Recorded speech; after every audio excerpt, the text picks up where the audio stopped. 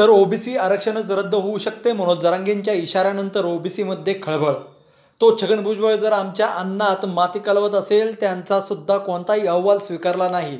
आम्हाला सुप्रीम कोर्टाच्या निदर्शनास हे आणून द्यावं लागेल. त्यामुळे त्यांचा देखील देशातील संपूर्ण 27% आरक्षण रद्द होऊ शकते, असे जरांगे पाटील म्हणाले. ईडीने पुन्हा बोलवलं तर 8 तासांच्या चौकशीनंतर रवींद्र वायकर आक्रमक. आज सोमवारी ईडी अधिकाऱ्यांनी तब्बल 8 तासांपेक्षा अधिक वेळ चौकशी केली. या ईडी चौकशीनंतर ठाकरे गटाचे नेते रवींद्र वायकर यांनी पहिली प्रतिक्रिया दिली. ईडीने पुन्हा बोलवलं तर पुन्हा चौकशीला येईल असा आक्रमक होत रवींद्र वायकरांनी प्रतिक्रिया दिली आहे.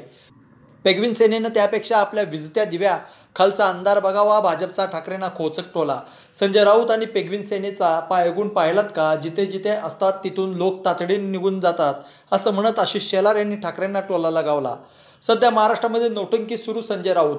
3 नेत्यांच्या एकमेकांमध्ये संवाद नाही. राज्यकारभाराच्या नावाखाली बेबनाव सुरू आहे. एका मंत्र्यांनी मराठीची बाजू घ्यायची, दुसऱ्या मंत्र्यांनी ओबीसीची बाजू घ्यायची, अशा प्रकारची नोटंकी सध्या महाराष्ट्रात सुरू आहे.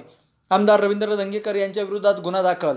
महापालिकेच्या अधिकाऱ्याला अर्वाच्य भाषेत शिवीगाळ करणे आमदार रवींद्र धंगेकर यांना चांगलंच भोवलेलं आहे.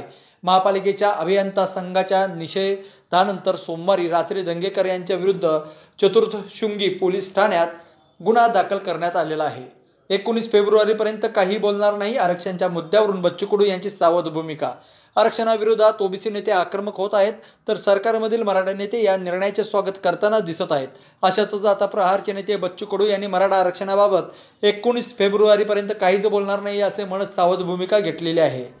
इंडिया आघाडीत दम राहिलेला नाही. कालांतराने केवळ काँग्रेसच शिल्लक राहील. रामदास आठवले.